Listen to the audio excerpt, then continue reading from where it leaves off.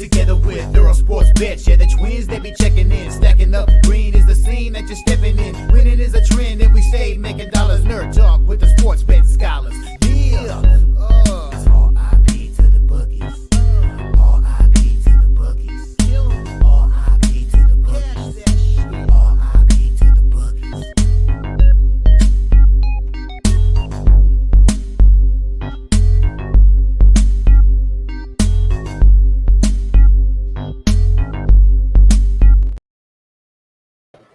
We are live. Welcome back to another edition of the Earle Sports Bet Show. My name is Nicholas Earle. Just me today, as we have 5 games in the NBA. We'll get started with that, and then we will transition into 14 games in the NHL. It's going to be a tricky card, not going to lie. And I have a different approach to this card than I do for most, or for an approach that I haven't had in a very long time, since the beginning of the season. But I have no spreadsheet. I figured that my spreadsheet wouldn't be that useful today, considering that the data is over 2 weeks old for the last game that these teams have played. So we'll be capping them more situationally and like different angles that way, rather than where my projections lie. Because I think that over the next week or so, it's going to be a little bit different capping wise than it is just set up my spreadsheet and go. So there's that. But quick recap of yesterday before we get into today's card. Not a huge card yesterday for me. NBA was solid, back in the black for the NBA. Wish I could say the same for the NHL, but we have the second half, or we have the rest of the season to get back to the black in the NHL, which has been a struggle. But the NBA went 4-1 last night. And I felt like there was opportunities for me to sweep the board. Started with Cleveland -8. They take care of business against the Knicks, 142-105. They cover the -8 there pretty easily. Miami first quarter money line was a nice winner there. They end up winning the full game in overtime. The first quarter was the only quarter that they won, and then the Raptors outscored them the next 3 quarters, and then the Heat won in overtime. That's how much they won the first quarter by. So first quarter was the best look on that game for the Miami Heat there. My lone loser was the New Orleans Pelicans +5.5. Thought I had a chance there, but because they brought it within, I think, like 3 or 5 late, but then Dallas kind of ran away with it late. And then the double up smash spot on the Oklahoma City Thunder. They win the first half by 21. They win the full game by 23, so they took care of business there. That was nice to see. So overall, profitable day yesterday. Did lose our only college basketball play, which was Yale -10. They won by 4. So a little annoying there, but it is what it is. But we will head to the chat, and then we will get into today's card, which will start the NBA, and then we'll move to the NHL. Puck. Yes, we get to talk some puck today. What's up, ESB? Hope all is well. Let's beat the books together. What's good, Occupancy? Good to see you in the chat again. But we will make the transition from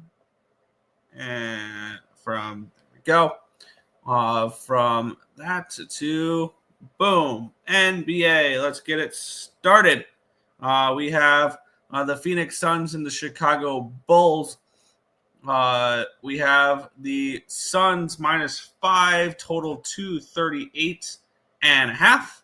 Let's take a look at the line history in this game here, where it opened up with the Suns is this loading? There we go. As 5-point favorites, still a 5-point favorite are the Suns. Line opened up 242. It's down to a 238. So we do have a move towards the under here as well.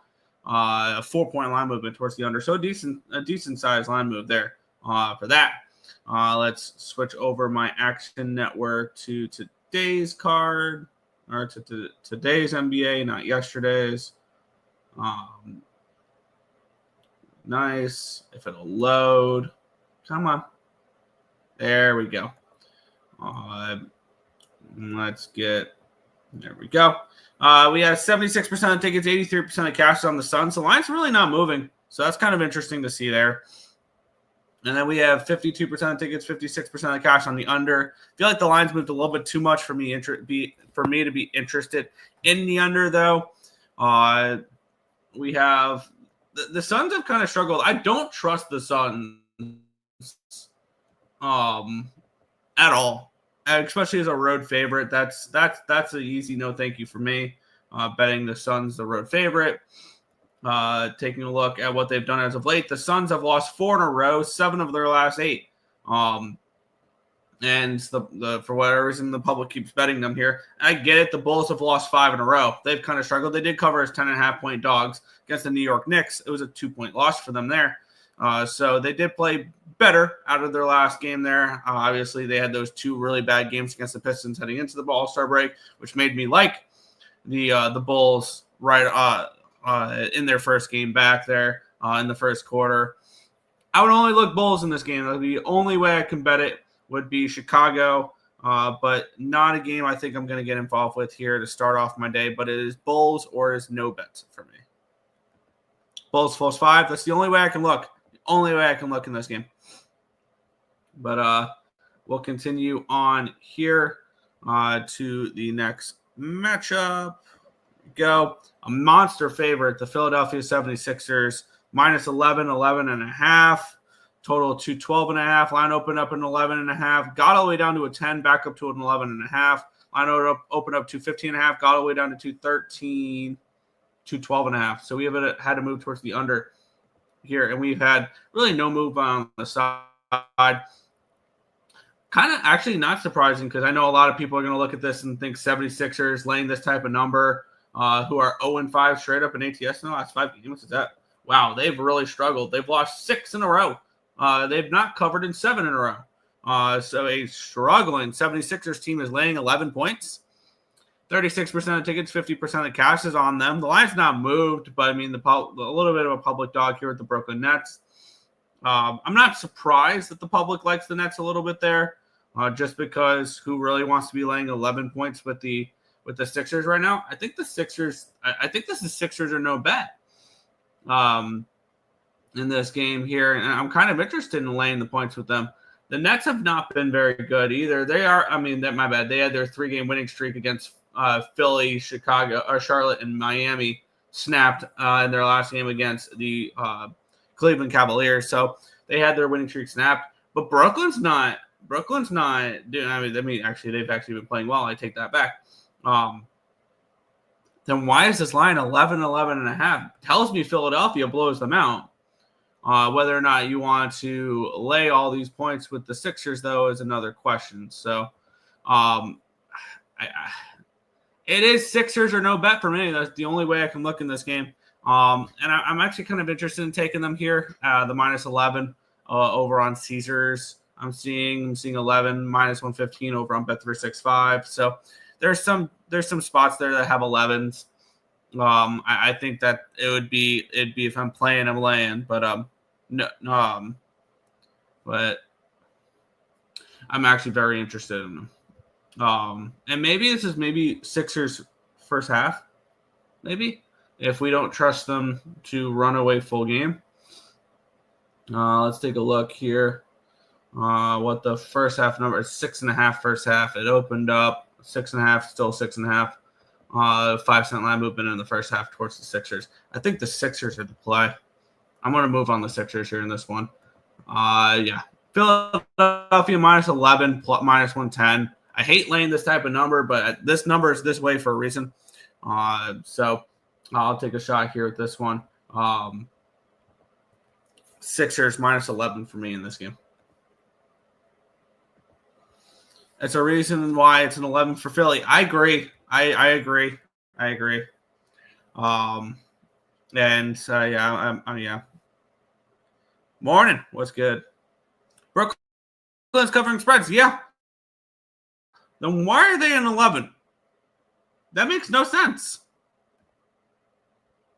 Good luck today, y'all. What's good? Stop Geo. Locked in Duke moneyline, Butler moneyline parlay. All right.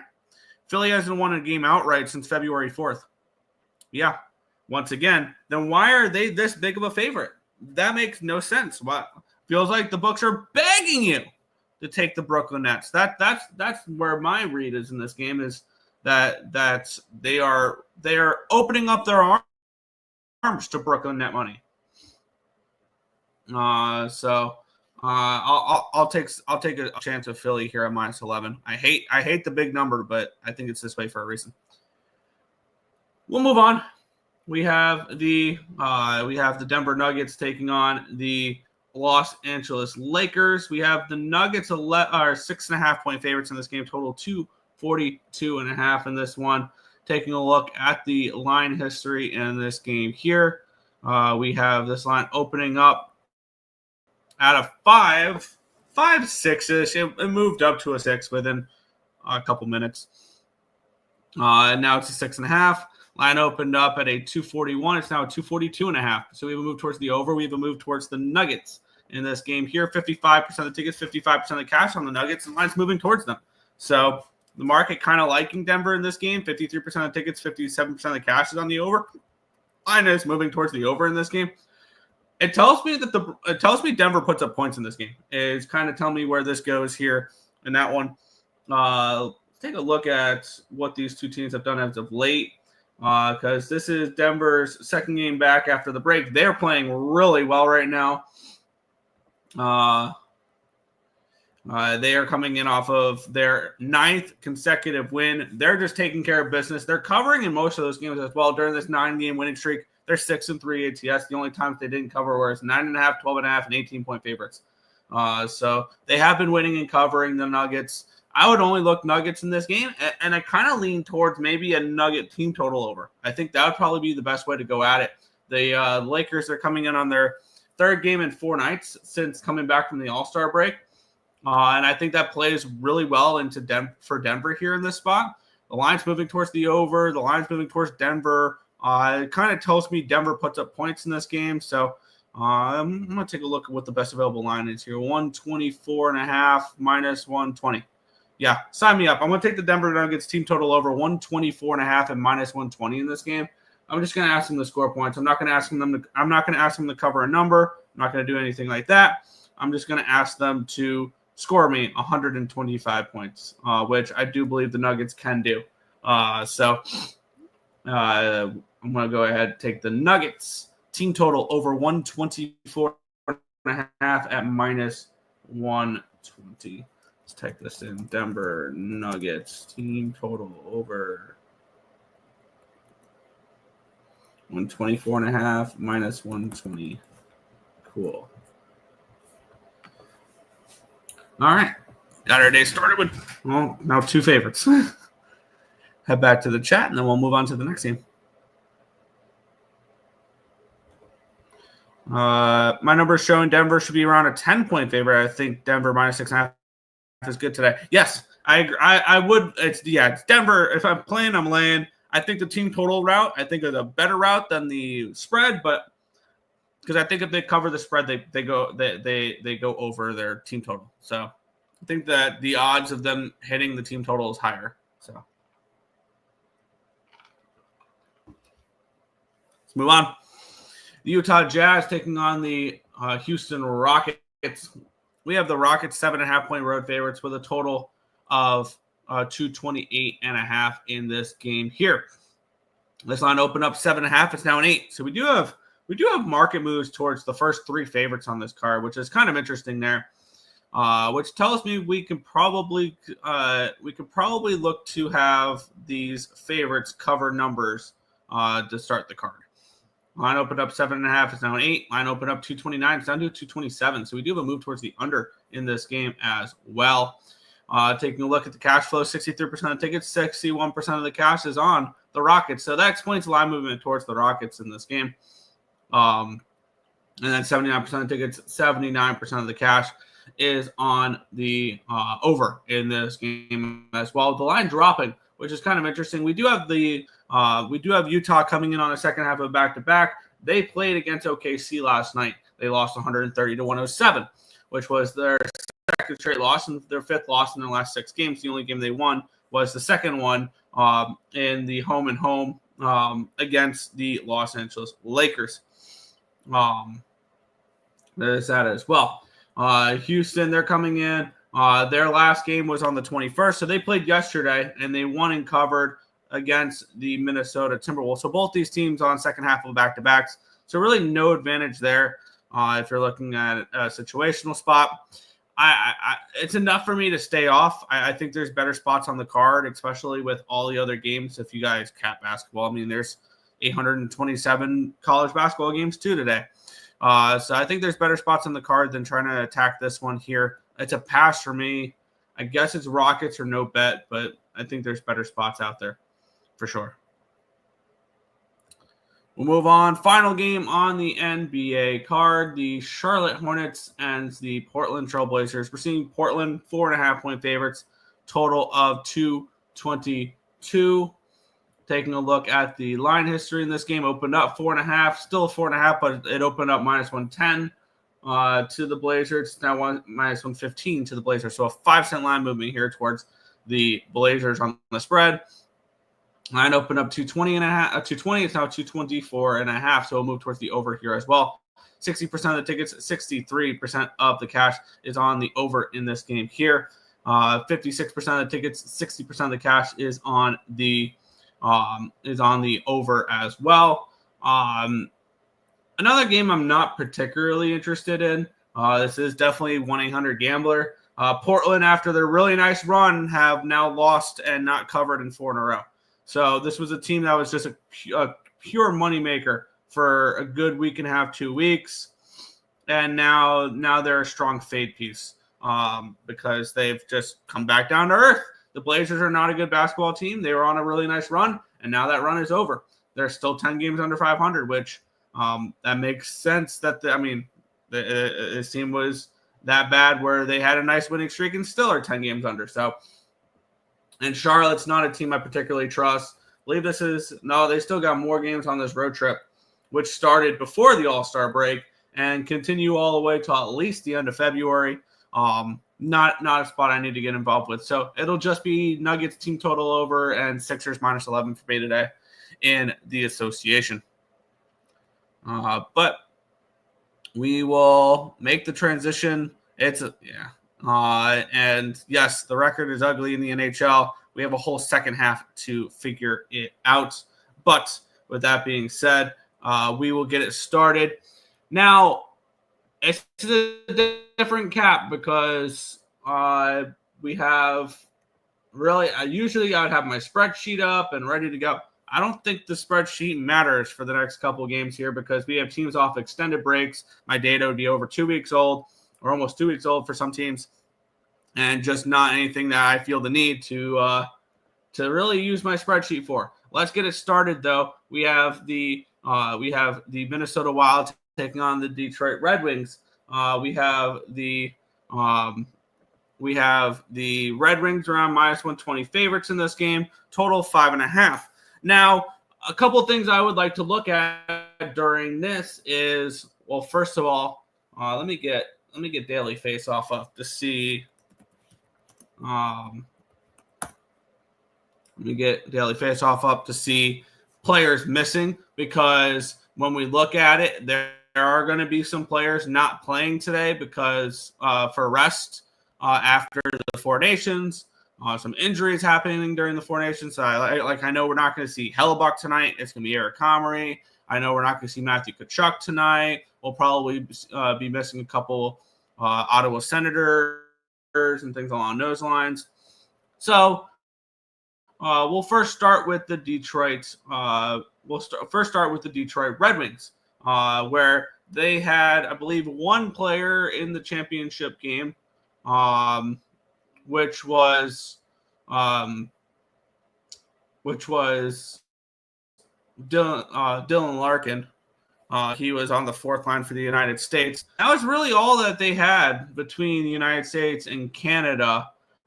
We did have, I believe it was Lucas Raymond was on Sweden, but they've been out for a little. They went out earlier in the week, so he's had some rest there. It's the United States and Canada players we need to worry about, I believe, when it comes to this type of capping here. On the flip side, we had a lot of Minnesota Wild players in the Four Nations face-off, and I don't think that's going to be beneficial for them right off the rip. For me, this is Detroit or no. Right off the rip, this is Detroit or nothing, because we have some players for Minnesota that played for USA and can't. None in Canada though. They were all United States. It was Matt Boldy, Eriksson Ekblad, Gustafsson, Brodin as well. Faber was on the United States, so they had one of their top defensemen in there. They had one of their top offensive pieces in Matt Boldy. And for me, this would be, I believe, a decent letdown spot for the Minnesota Wild players. More Detroit Red Wing play it. So for me, this would be Detroit or no play. No bet. And I think I would like to move on Detroit in this spot to get my day started here. So let me take a look at what the number is for the Red Wings here early in the day. Get our day started off -128 over on FanDuel, the Detroit Red Wings in this game. I think they take care of business here against the Minnesota Wild. We're seeing, and situationally, that's the way I'm going to be going at games today. No projections, just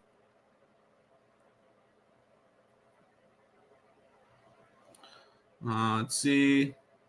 Wild money line over 5.5. Yeah, so many 5.5s on the board today. What is this 1998? Yeah, the ultimate question is time away going to help offense or is it going to help defense? Because that's a big question when it comes to it. Minnesota Detroit over 5.5. I think it's a huge advantage to play in the Four Nations. That was the fastest hockey we've ever watched. Yes, I'm under more of the cap of this is going to be more of a letdown for teams that will what do you call it? For teams that have players that went there. I think it would be a letdown playing for your country and then having to just play for your NHL team again. We'll see. Anytime I have the chance to take the Sabres money line, I do. That's good money. Good luck. The stream lags every few seconds. Just saying, is it that bad, or is it me, or does anybody else? Is it lagging for anybody else? Defense will lack today. I can see that. I have moved on one over. Looking for a 3-team parlay in college basketball games and later games. Who does everyone like this evening?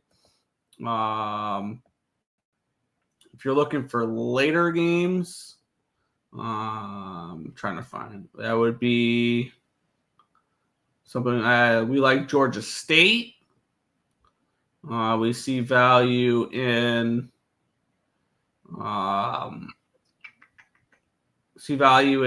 is that SEMO? I believe it's SEMO. Should be a +1. It's a +4.5. SEMO, yeah. No, my bad. Wrong game. Northern Illinois. Troy is another one we like. So there's a few spots we like later in the day. Wings, yeah. Also like the draw. I could see the draw in this game. I could definitely see the draw in this game as well. But we'll move on. Edmonton Oilers, Philadelphia Flyers. We have the Oilers -185 favorites, total 6 in this game. I mean, immediately right off the rip, I want the Flyers at this number. And I get it. The Oilers. Now the ultimate question. I mean, the Oilers had the game winner with McDavid scoring the game-winning goal of the championship game. Maybe it's a letdown, McDavid. But I mean, other than McDavid, though, they didn't really send too many. Did they not send anybody other than McDavid? I think McDavid was the only Oiler So maybe that's just fine. Because they only sent McDavid. McDavid, Nugent Hopkins, Hyman, Draisaitl, Saboli. Yeah. They only sent, unless I'm missing somebody, they only sent, unless Matthias Ekholm, I think Ekholm went as well. But that was it. Wow. I thought the Oilers sent more than that. And then on the flip side, the Philadelphia Flyers did send a few guys. They sent Travis Sanheim. They sent Travis Konechny to it as well. Trying to see if they I think it was just Konechny and Sanheim. Sanheim actually played a decent amount. And yeah, Konechny as well. Other than that, I mean, but this is a Flyers team that I think is starting to tank a little bit. I really don't want to lay this type of number on the road though with Edmonton. That's not really too appealing to me. So I guess it would be Flyers or no bet if I'm looking at action in this game here. But unless you have, I mean, with the Oilers, for a favorite like this, I want a motivated favorite. They are coming in off of a loss, but it was against Colorado. It was a 5-4 game. It was a back-and-forth type of game there. Are they really going to be pissed off about that? And the Flyers, their last game, they snapped a 5-game losing streak with a 3-2 win over the Pittsburgh Penguins. This is not a Flyers team I have any interest in putting my money on, but at this number, I can only look at the Flyers. But not a game. It's going to be Ersson. Ersson also was for Sweden. I forgot about that because he ended up playing that last game against the United States. So there was him as well. But yeah, no play here for me in this game. In a week or two, I think we'll start seeing a lot of under games as playoff mode digs in. Unders, draws. Draw season will be in full effect as well, especially with two non-conference teams, both fighting for points. If you're a Western Conference team, you don't care if the Eastern Conference guy gets it, and vice versa. But yeah. Draisaitl goal? Yeah, why not? He didn't play, and I think he steps up today if this is something on the I can see Draisaitl stepping up with McDavid coming in off of that tournament. Maybe he's not 100%, but I think he is. But Ekholm and Hyman. Hyman as well. Hyman's probably worth a good look as well. I lean over 6 and Edmonton team total over. I think the team total over is the better way to go if you like Edmonton rather than laying a puck line or laying a money line. Would be towards the Edmonton team total over. I think that is a better look, especially with the way that this. I'm not a fan, especially with the way that this Flyers team looks right now defensively. I'm not. Yeah. Will we see a card after the show? Has Tim not posted one yet? If not, I guess I'll post one after the show. No laggy no more. There you go. Torts was a Team USA coach. Yes, he was. So is John Hines. All right. I think McDavid wins the Stanley Cup this year. Yeah, I think at the very least he can repeat as representing the West for sure. I could definitely see that along those lines. Move on. A game that I've moved on already. We have the Washington Capitals and the Pittsburgh Penguins. We have the Capitals around -155 favorites with a total of 5.5 in this game here, where we have the Pittsburgh Penguins. It's weird. It feels weird to say it. The Pittsburgh Penguins sent way more guys than the Washington Capitals did. Washington, number 1 in the Met right now and number 1 in the Eastern Conference right now. They sent nobody to the Four Nations face-off. A lot of their top guys are Russian and things along those lines. But Malkin did not go either. But Crosby did. Raquel did. Carlson did. So that's something to keep in mind. Is the Penguins had a decent amount of guys go to the Four Nations face-off. And then on the flip side, all these Washington Capital players sitting back, relaxing, resting up. As much as I am not a believer in the Washington Capitals come playoff time, this is a team that's going to be nice, rested, ready to go. Strome on the top line with Wilson and Ovechkin. I hope Ovechkin goes to the Olympics next year. If he's playing next year, he absolutely will be an Olympian for Team Russia if Russia participates in the Olympics. And I think Russia can win gold at the Olympics next year, but that's beyond the point.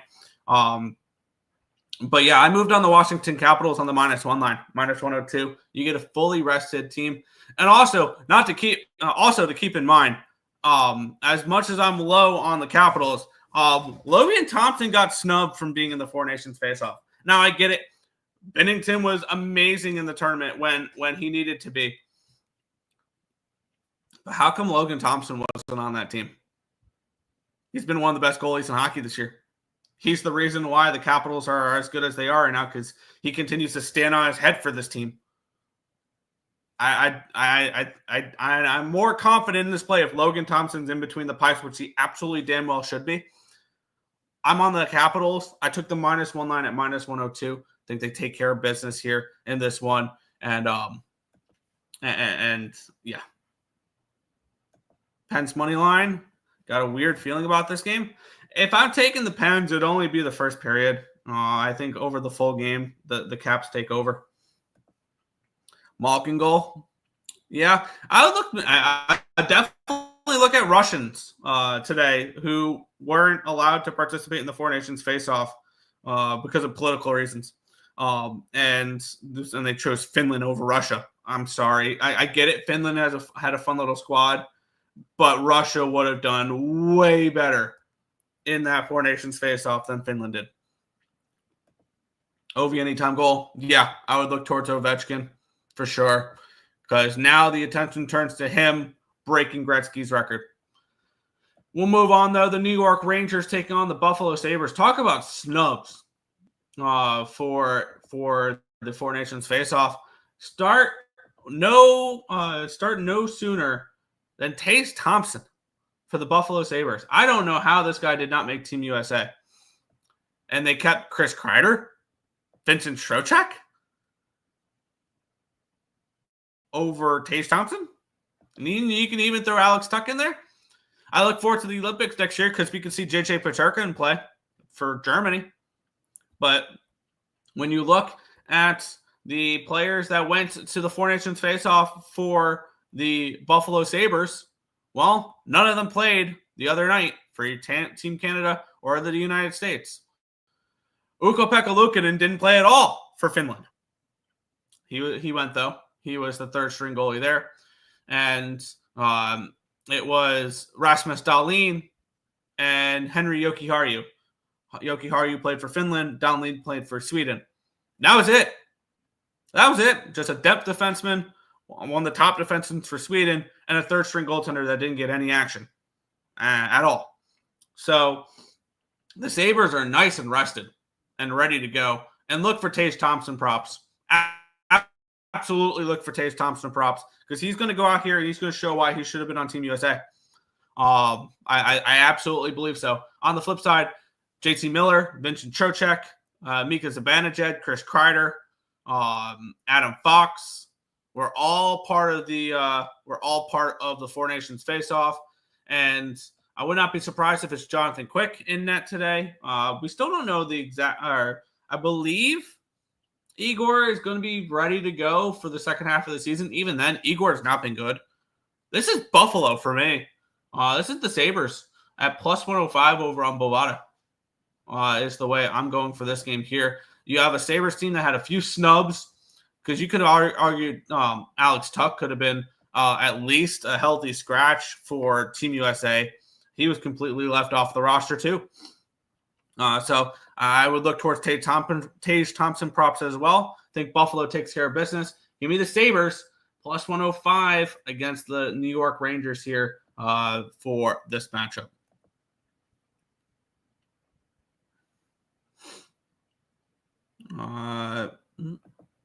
For parlay players, Nuggets money line, Capitals money line.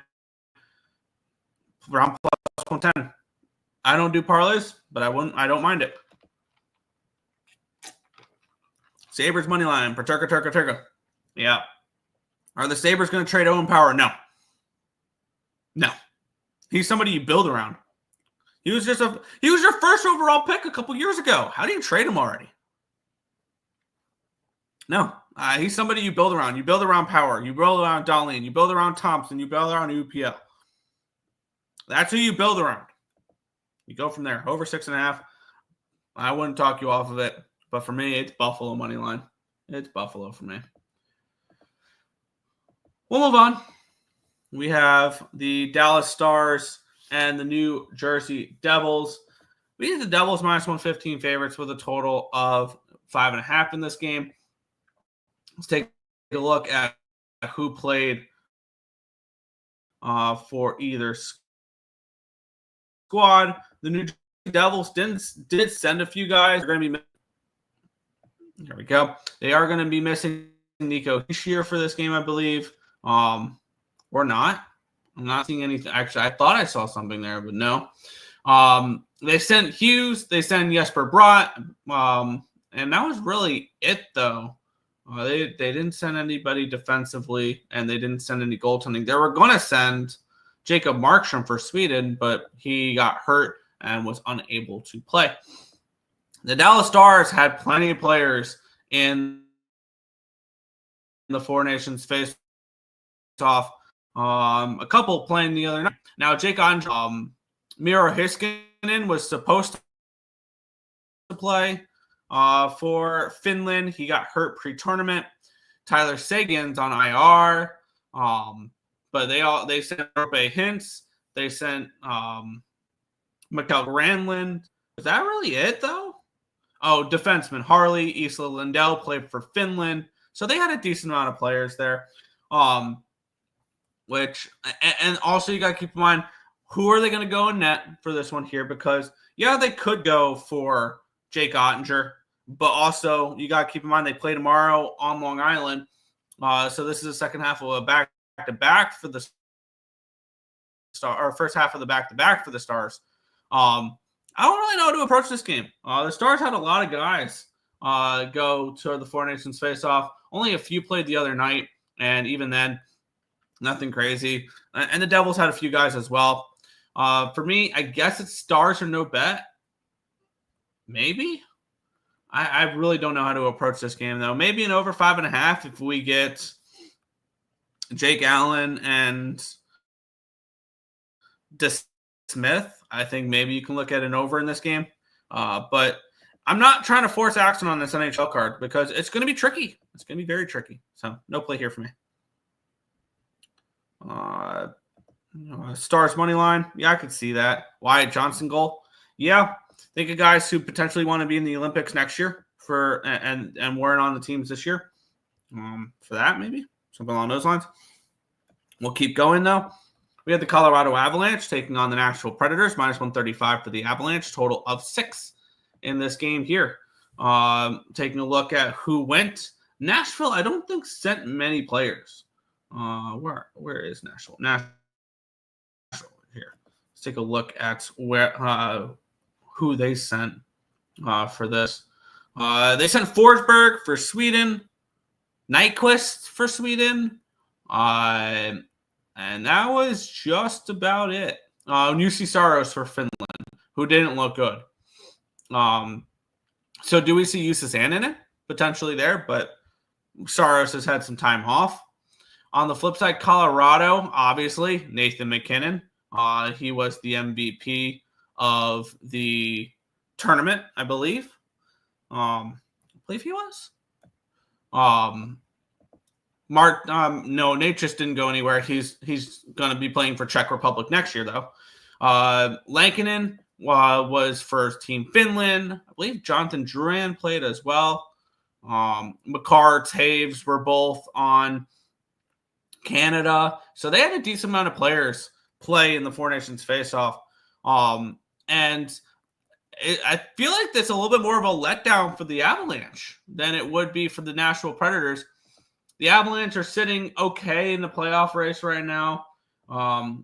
I believe the Predators are coming into this game struggling. Before the break, Nashville, they came in. Granted, they got a win in their last game against the Buffalo Sabres, but that snapped a 6-game losing streak. You can't imagine they're happy heading into the break. And Colorado went in feeling good. They won back-to-back games against Calgary, Edmonton, and their little 3-game road trip in the northwest Canada. And they had won 4 of the last 5 games. So this is an Avalanche team coming in playing good. Nashville team heading into the break playing bad. You had a bunch of players on Colorado for Team Canada, a couple of Team Sweden. I'm going to go ahead and take Nashville here, plus 115. I'm going to take a shot with them here in this game. And honestly, I don't, as crazy as it sounds, I don't see that far of a drop-off between Saros and Annunen right now. Because Saros has just not been very good this year. So I don't care really who's in net between in this game for them. I'm going to take plus 115 with the Nashville Predators in this game here. I think this sets up nicely situationally. They're at home. They're a dog.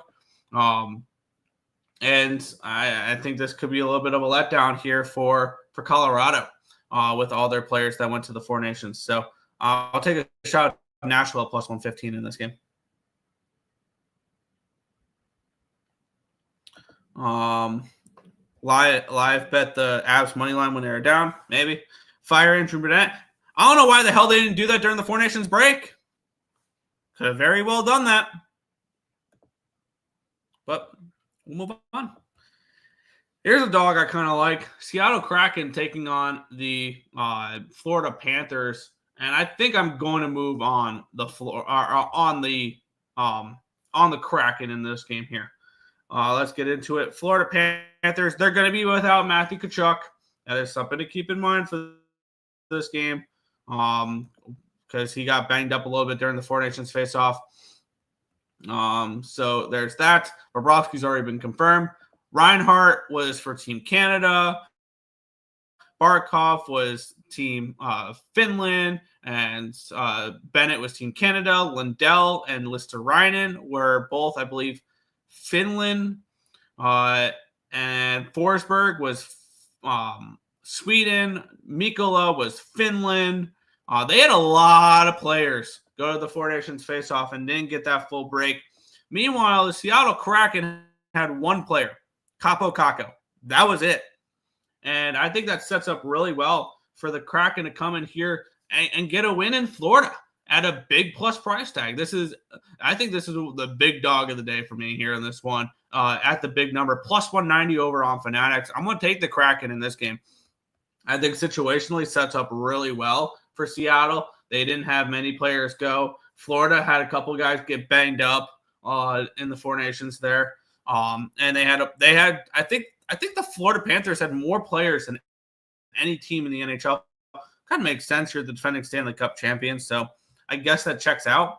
But I think that's more of a negative for them than it is a positive. And I think the Kraken at this type of number are worth a shot in this game. So plus 190 Seattle Kraken here on Fanatics in this game.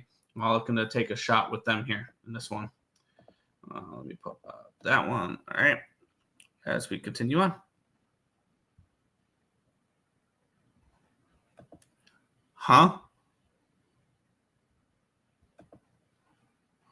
I don't trust the Kraken. They can't score goals. Yeah, they're a fully rested team, though. I'll take a shot at plus 190. Brandon Montour goal. There you go. Nice little revenge factor. We'll move on. Winnipeg and St. Louis, a game I moved on last night, and I got 5.5 at minus 130. I played the over in this game here. Let's take a look. Let's start with both these teams' starting goalies played in the championship game, and I expect it to be Hofer and Comrie. Comrie's out today. Would not be surprised if it is Hofer and not Binnington. If it is Binnington, I have no problem taking the over. I still have no problem with the over. Looks like Binnington will probably not play today, though. It'll probably be Hofer in this game. So that's something to keep in mind.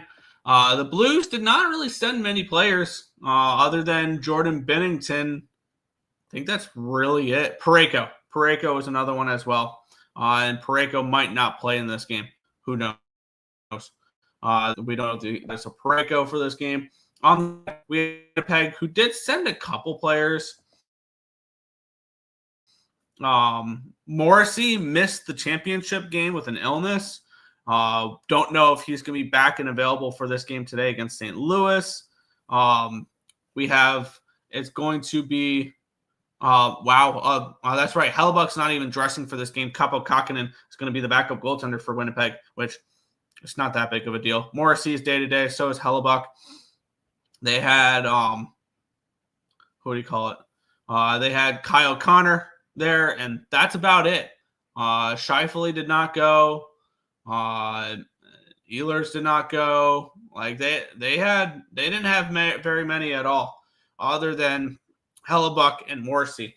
I would only look towards the Blues in this game, though, because I do think the fall off from Hellebuck to Comrie is way wider than Binnington to Hofer. So I am on the over 5.5 at -130. Got that last night. I'd still take the over at 6 because I know the over 6 is probably better juice wise as well. So that the over 6 doesn't bother me there. And I would only look towards the Blues at the dog price tag in this game. With them not having many players. I mean, neither did Winnipeg. I expect some offense in this game, potentially 2 backups in this spot with both the starting goalies from USA and Canada playing in this game here. And ironically, the Team Canada goalies playing for the American-based St. Louis Blues and the Team USA goalies playing for the Canadian-based Winnipeg Jets. Kind of ironic there, but for me, over in this game, the over. Second half, fresh start. Yep.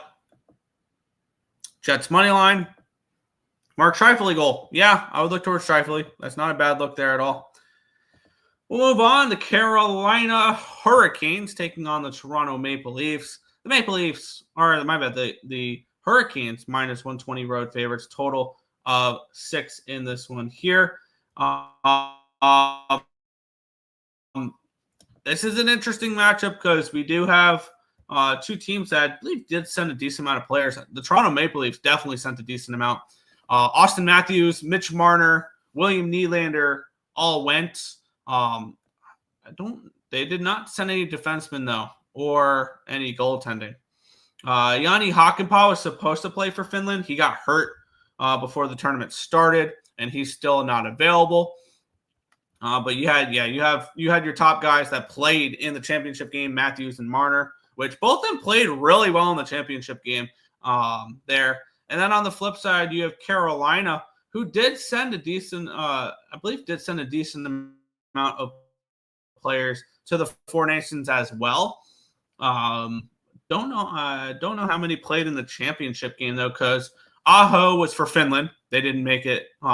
Neither did Mikko Rantanen. Jarvis did play for Team Canada in the championship game there. Other than that, maybe look for Svechnikov props or Kokoniemi, a couple Russians for their props there. Jacobs was a beast in the Four Nations face-off. I think that I think this is more advantageous for the Carolina Hurricanes because they had a couple guys who went but didn't make it all the way to the finals. The only player, Jarvis, which was a limited role, he was more of a fourth liner. And obviously Slavin was awesome during that tournament. And you had bigger role players there for Toronto. And I think this is a good spot for the Carolina Hurricanes. And I would like to move on Carolina in this game. I'm seeing -125s out there over on Bet365. I want to take Carolina in this game to get the win in this spot. I think this is a better spot for Carolina than it is Toronto. And I'll take a shot with that there. So yeah, for me, Carolina at -125. Go Leafs go. Svechnikov goal and assist. Love it. That's right. Kokoniemi is finished. Yep. I totally messed up on that one. That's my bad. Canes money line live bet when they're down. There you go. Canes exact goals for the whole game, 0, 16-1. LOL, imagine. I could see this one being a little bit more of an under, but we'll move on. We have the Anaheim Ducks and the Boston Bruins. The Bruins are on -195 favorites, total of 5.5.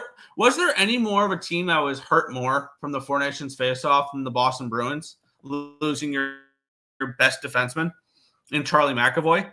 And they also did send Brad Marchand, but other than that, like, I believe Lindholm went, ? Pasternak's nice and rested. He's going to be playing for Czechia next Olympics. And really, they didn't have many players at all go to it other than Marchand and McAvoy. And McAvoy hurt. And Swayman did not get any action there. They just played this in Boston as well. Here's the thing. I'm not excited about this Boston Bruins team going forward. I think this is a team that falls off in the second half, misses the play. And I believe went into the break playing a little bit better. I think they only sent one player, and he barely played, and it was Leo Carlson, who was the youngest player in this entire tournament. Because none of they didn't send any. So basically, they have a fully rested and ready to go team here in Boston. Boston just hosted the whole thing too, so I think that could be a nice little letdown spot. And you're missing McAvoy now if you're the Boston Bruins. And I'm not a believer in this Boston Bruins team. Now, granted, do I want Anaheim winning 3 in a row before heading into a break and feeling good heading into the break? Not particularly. But I think that the Boston Bruins were the most negatively affected by the Four Nations face-off today. And I think potentially going forward with no McAvoy in the lineup, I think that makes this team less physical, easier to play against. And a team like the Ducks, who are scrappy, I think can get the job done here in this one. Give me +175 with Anaheim in this game. I think that this is a spot where where the Boston Bruins were the most negatively affected team heading out of the Four Nations face-off. Especially if McAvoy is out longer term than we think, that is going to really hurt this Boston Bruins team. So I'm going to be on the Anaheim Ducks here at +175. I like the Canes over. There you go. Definitely a B spot, but no value, so pass. Plus, I don't know how they'll win if they do. Yeah, I think that's definitely a tough spot for them. Ducks money line. Zegers plus, and Zegers was left off of Team USA. That's worth the shot there. The whole world's on the Ducks, are they? Oops, then I'm on the whole world then. Oh well. Vetrano is a mask kid. Vetrano eats a goal. That's worth a look as well. We'll keep it going. The Ottawa Senators and the Montreal Canadiens. We have -165 for the Ottawa Senators, total 5.5 in this game. Taking a look at the let's take a look at the players that they sent to the Four Nations face-off. For Ottawa, they sent a couple valuable ones. Brady Tkachuk was part of that Team USA team. He scored a goal in the championship game. So did Jake Sanderson, who wasn't originally supposed to play, but he looked good in that tournament there. Also, Aiden Paulo, who's the third line defenseman for Ottawa, played for Finland. He's had a few days off though, but he did not get the full break. Omark, I believe, was there as well for Sweden. They're still going to be without Pinto. They're still going to be without Cousins. They're still going to be without Norris, this Ottawa Senators team. On the flip side, I think one player prop you can absolutely look at is Cole Caulfield. How the hell was he not considered for Team USA? That made no sense to me, why he wasn't on the United States, Cole Caulfield. And I'm trying to think who they sent. I think they sent Patrick Laine for Team Sweden. And Montembeault was the third string goalie for Team Canada. Other than that, they're a rested team and probably a pissed off team too. Nick Suzuki could have, I believe Suzuki could have made it there. Slavkovsky, there you go. There's a run that wishes probably he could have played in there. Armia, my bad, their fourth liner. Armia played for Finland, Sweden, one of those two, but he's rested there. So we have a rested Montreal team taking on an Ottawa team that Brady Tkachuk's a little bit banged up. They had Jake Sanderson in the finals as well. Olmark was there, but he didn't really play too much. Give me Montreal. And I would look towards, if you're a prop guy, Cole Caulfield. Starts and ends with Cole Caulfield. Plus 135 though for the Montreal Canadiens. And also another angle that you could use is a team pissed off of how they went into the break. Was there a team that needed the Four Nations break more than the Montreal Canadiens? It looked like they just ran out of gas there at the end. They lost 8 of their last 9 games, and it was just a complete struggle for the Montreal Canadiens, where I know a lot of people that were around the team were saying, just need to make it to the Four Nations. Just need to make it to the Four Nations. Just need to make it to the Four Nations. Well, they made it to the Four Nations. Now let's see how they do coming out of it. I think Montreal starts it off with the win here today. So I'm going to be on Les Habitants. I got plus 135 with them here in the spot. Zegers was born in New York. I meant he's from Boston University. Got it. Habs versus Sens, underrated game to watch. Yeah, Lane Hudson goal. That's worth a look as well. But yeah, I'm going to be on the Canadiens in that game there. We'll move on, though. The Blackhawks and the Blue Jackets, minus 170 for the Blue Jackets, total of 6.5. I think the only player that the Blackhawks sent was Teuvo Teravainen, if I remember right. Because, I mean, the Blackhawks just don't have the talent really to send to a tournament like that. No Bedard for Team Canada. Maybe look for Bedard props. Maybe he feels like he was left out. I think he'll definitely be playing in 2026 in the Olympics. Bedard and Celebrini got to be on Team Canada. I don't know who you replace him with, but those two need to be on Team Canada there. And I think that's all they brought to the Four Nations face-off was Teuvo Teravainen. So this is a rested Blackhawks team, and maybe some Bedard props. He felt like he could have been part of the Four Nations face-off. Who knows? On the flip side, the Blue Jackets, I don't think they really sent many players either. Obviously, they sent the best defenseman that the United States had that entire tournament now, and Werenski, who I believe led the team in points. And that was really it. They are getting some reinforcements, though. Kirill Marchenko is going to be coming back. I believe they were missing one other player that's coming back as well. It was Kirill Marchenko. No, Monahan might be coming back soon. Chenikov, they're still missing. They're still missing LeBlanc. They're still missing DeBranson. Here's the one thing. I'm not laying minus 170 with the Columbus Blue Jackets in this game. However, do I really want to take the Blackhawks right out of the break? Probably not. So it is Blackhawks or no bet. That would be the only way I would look at this game, would be Chicago. But not a game I feel the need to get involved with here. So a pass for me here, but it's Chicago or no bet.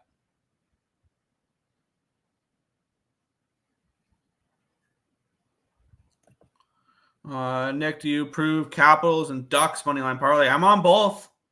I would straight bet them. I would definitely straight bet them. And then if you want to, you can throw a smaller bet on the parlay. But I am on both.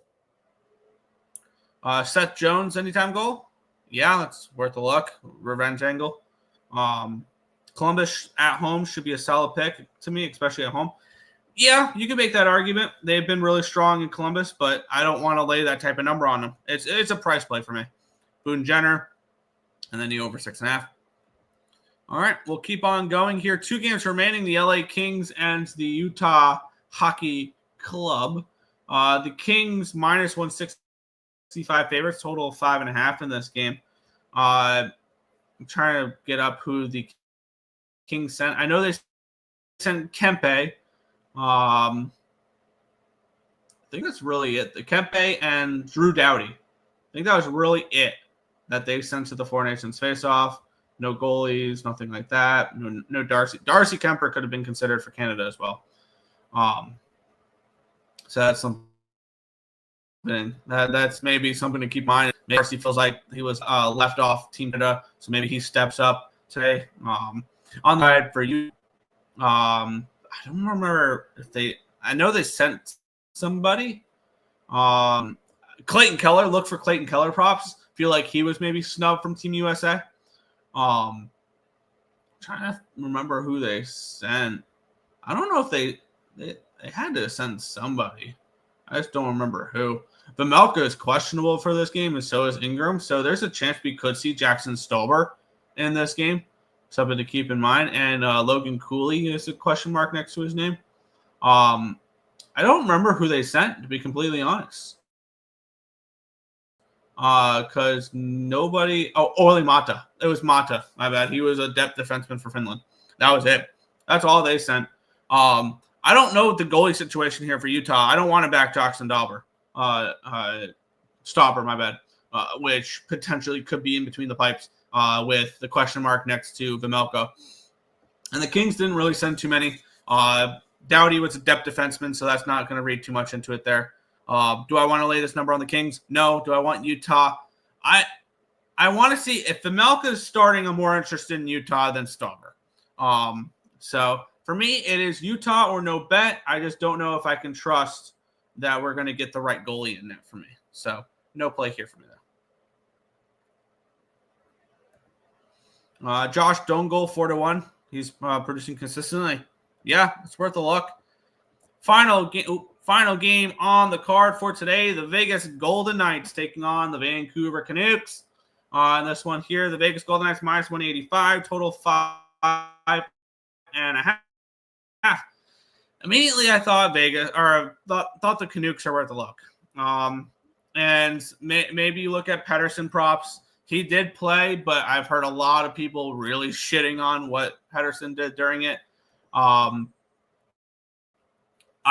was part of Team USA. Stone was part of Team Canada, two of their top guys there. Pietrangelo, he was injured before the tournament. He'll probably be back in the lineup. Aiden Hill was the backup for Canada, but he didn't get into any games. Theodore got hurt during it, so I'm not a fan of that. William Karlsson's on the IR as well. Olofsson's day-to-day. So this is a little bit of a banged-up Vegas Golden Knights team. So careful if you want to back Vegas today. I think Vancouver might be the look in this game. But let's take a look at the flip side here with Vancouver, who they sent over. Because I know they sent over a few guys as well. Because they not as many as you think, but they are dealing with some injuries. Quinn Hughes is on the IR still, and Elias Pettersson is questionable, which that may be better than worse. I believe Philip Hedl is on Team Finland, and I believe that was really it. So not many players for Vancouver did go to did go there, other than Pettersson was the only one that got like decent playing time, I feel like, for anybody. And we have a banged up Vegas team. I'll end the card taking a shot here on an underdog. Give me Vancouver in this game. A nice plus price tag. Taking shots with some dogs today. I think that's the way to approach today. Is taking some shots on some underdogs, especially after the long break. Don't really want to trust big favorites. I'll take a shot at Vancouver at plus 185 here for me in this game to close out the card. Canucks plus 142. I got plus 185 on Fanatics. Jake DeBrusk, 3-1. So just Tampa, San Jose Sharks, the only teams not playing today. The Islanders are not either. And who else did we not go over? They're probably playing tomorrow. It was Tampa, San Jose, the Islanders, because there's 14 games today. There's 4 teams not playing. And the Flames. The Flames are not playing either today. So, yeah, it was those 4. Brock Besser point, yeah, I can make the argument for that as well. But that is everything for today's card. If you guys have not already, be sure to hit that thumbs up button and subscribe. Turn on those post notifications so you guys are notified each and every time we are live here at ESB. That's going to wrap it up for this one. Want to thank you guys as always for watching. We'll catch you guys same time, same place tomorrow for another edition of the Earle Sports Bet Show. Good luck, everyone.